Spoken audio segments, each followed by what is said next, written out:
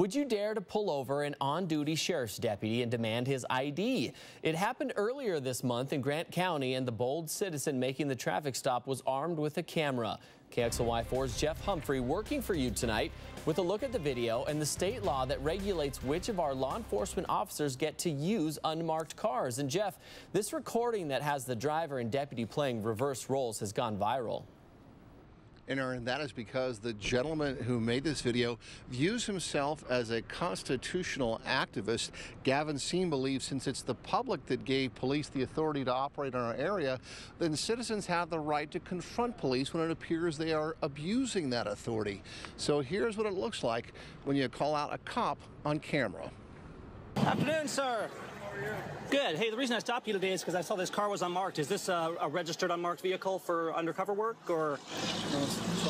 Gavin Seam thinks Washington state law prohibits police and sheriff's deputies from using unmarked patrol cars unless they're specifically pulling undercover duties. Can I see some ID? Can you see some ID of Yes. me? Yeah, I need to make sure that you're, no, you need to prove you're driving an unmarked vehicle, so I need to make sure you're actually a police officer and that you have the authority to be driving this vehicle, because you seem to be kind of doing something that's clearly in violation of Washington state law. So RCW 4608065 is the state law that Seam is referring to. It requires that almost all government-owned vehicles be clearly marked. are you stopping people in this vehicle?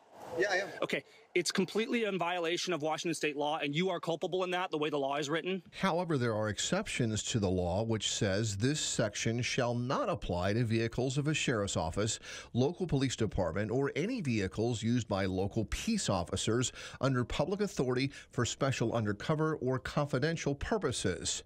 But Seam worries unmarked patrol cars can lead to crooks impersonating cops.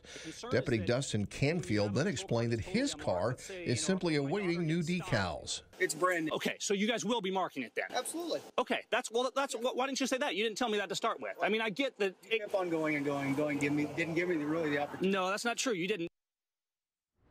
Today, Grant County Sheriff says that he likes to spend his department's money locally, and then he is simply waiting for Deputy Canfield's car to get marked up at a local garage where they do decals. Today, we asked Washington's Attorney General Aaron to interpret this RCW force. Exactly what does it mean? What limitations does it have? A spokesman for the AG says he has not yet issued a formal opinion about unmarked police cars in this RCW.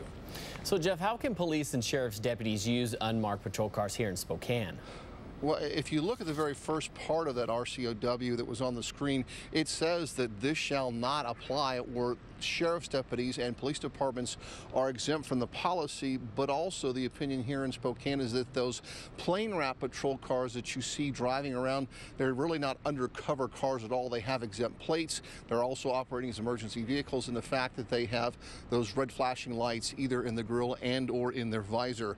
Police say if you have any misgivings about if you're really getting pulled over by a real life cop because they're in a plain wrap car, just slow down your vehicle, call 911, and confirm that that is a real police officer pulling you over. Reporting live in Spokane, Jeff Humphrey, KXLY4.